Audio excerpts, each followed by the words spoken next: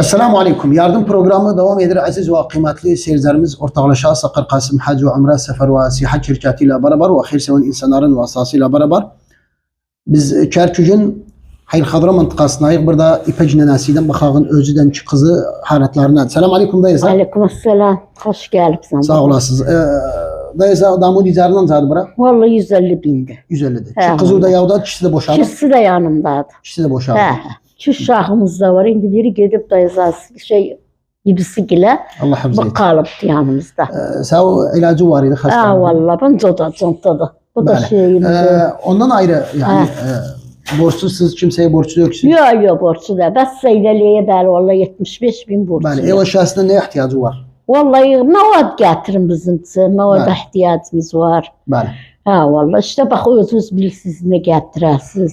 Elə bu gün Para. yani Allah yardımcınız olsun, zahmetli. Ha vallahi şekerge aparın sen Bəli. orada bırak. 75 bin. Tamam. Ha O vallahi. kızı dedi evlerde işler. Evlerde işleri. Tamam. Fakir. Hele 6-7'de yolla gelir. Allah yardımcısı olsun. Ha, vallahi. Değerli seyircilerimiz işte gördüğünüz ki neçə il oldu ki şu geçinip?